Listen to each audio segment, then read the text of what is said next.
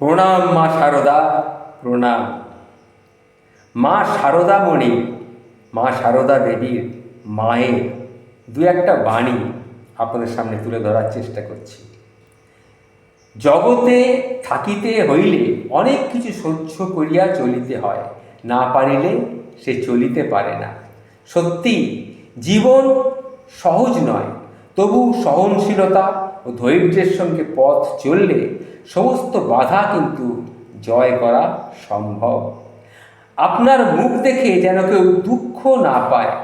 আজকে পৃথিবীতে যদি সবাই আমরা একটু বেশি মিষ্টি ভাষায় কথা বলি, একটু বেশি সহানুভূতি দেখাই, তাহলেই দেখবে আমাদের চারপাশটা কত সুন্দর হয়ে উঠবে।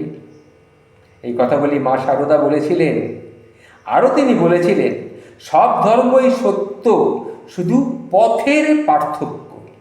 বিভেদ ভুলে যদি আমরা সকল ধর্মের মূল কথাটা গ্রহণ করি, সত্য, প্রেম ও করুণা, তাহলে সমাজে সম্পূর্ণভাবে শান্তি বিরাজ করবে।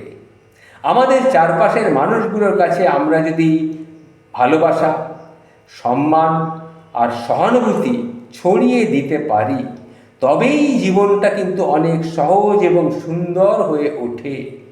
মা শারদা দেখিয়েছেন সত্যিকারের ভালোবাসা মানে নিঃস্বার্থ সেবা ও ক্ষমা।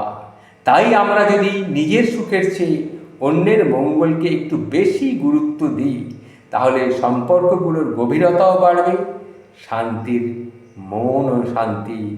ওম শান্তি, ওম শান্তি, ওম শান্তি।